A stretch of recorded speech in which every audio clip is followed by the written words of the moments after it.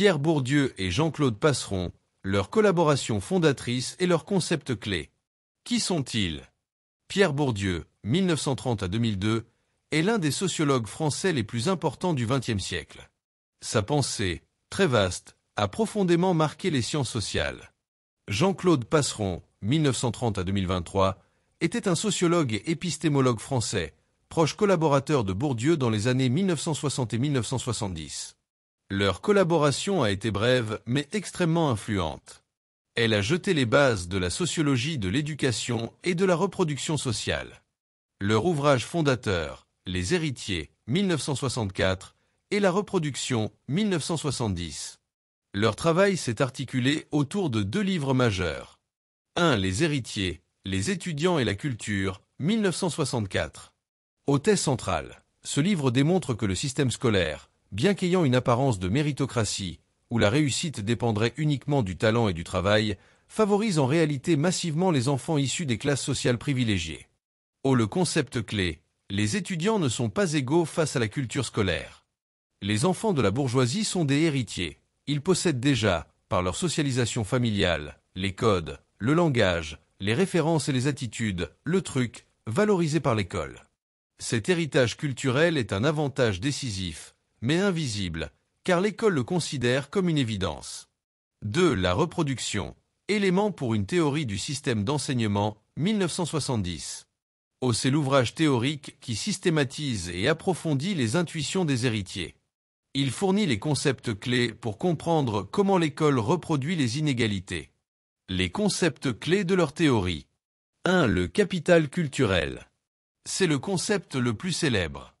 Le capital culturel est l'ensemble des ressources culturelles, savoir, compétences, goût, manière de parler, qu'un individu acquiert par sa socialisation familiale. Forme. Il peut être incorporé, façon d'être, accent, culture générale, objectivé, possession de livres, d'œuvres d'art, ou institutionnalisé, diplôme. L'inégalité. Les classes dominantes transmettent à leurs enfants un capital culturel proche de celui que valorise l'école. L'école ne fait donc que sanctionner un héritage préexistant, en le traitant comme du talent ou de l'intelligence naturelle. 2. L'habitus. Concept développé surtout par Bourdieu par la suite, il est déjà présent dans leur collaboration. L'habitus est le système de disposition durable acquis par l'individu au cours de son expérience sociale, famille, école, milieu. C'est une grammaire génératrice de pratiques et de perceptions. L'habitus d'un enfant de cadre le pousse à se sentir légitime à parler, à argumenter, à s'intéresser à la culture, tandis que l'habitus d'un enfant d'ouvrier peut générer un sentiment d'illégitimité. 3. La violence symbolique. C'est un mécanisme essentiel. Il s'agit d'une forme de violence douce, invisible, qui s'exerce avec la complicité inconsciente de ceux qui la subissent et de ceux qui l'exercent. Comment ça marche? L'école impose la culture des classes dominantes comme étant la seule légitime et universelle. Elle fait intériorer aux dominés l'idée que leur échec ou leur réussite est de leur seule responsabilité, manque de travail, de dons. Ainsi, l'ordre social est perçu comme juste et naturel, et non comme le produit d'une domination. C'est le rôle de l'idéologie du don. 4. La reproduction sociale. C'est le résultat final. Le système scolaire, en valorisant le capital culturel des héritiers et en dévalorisant celui des classes populaires, ne fait pas que refléter les inégalités sociales. Il les reproduit et les légitime. Il trie les individus en fonction de leur origine sociale et leur délivre des positions sociales équivalentes à celles de leurs parents, tout en donnant l'impression que cette sélection est juste et méritée. Schéma récapitulatif du processus. Classe sociale dominante transmet un capital culturel proche de la culture scolaire, crée un habitus de légitimité, réussite scolaire perçue comme naturelle, obtention de diplôme, accès aux positions de pouvoir, reproduction de la domination.